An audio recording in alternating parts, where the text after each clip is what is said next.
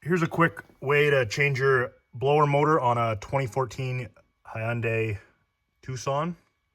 So as you see, this one, it's full of leaves. It's not broken. I'm just cleaning the leaves out. But up under here, passenger side under the glove box, underneath here, there's these 3 Phillips screws. They're silver.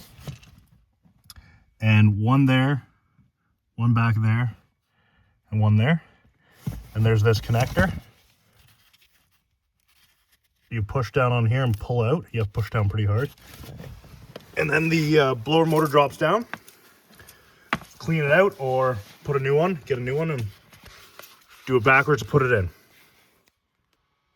So as you see now, it's clean. If you just have a loud blower motor and there's just leaves in it, you just clean them out and put it back in.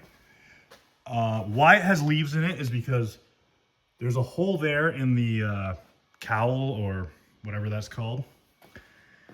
And it gets into the blower motor through the air inlet hole, which is right behind here. There was a pile of leaves there because they all fall through that hole. So you can replace that and that will get rid of this problem. Or you just clean this out.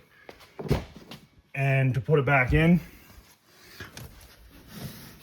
we're going to, this piece goes towards the front of the car, I believe.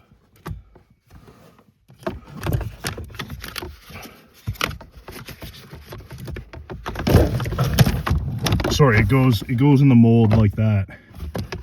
Make sure the wiring harness is out of the way. So you put it up in there like that and screw the 3 screws back in and connect the wiring harness and it should be good to go.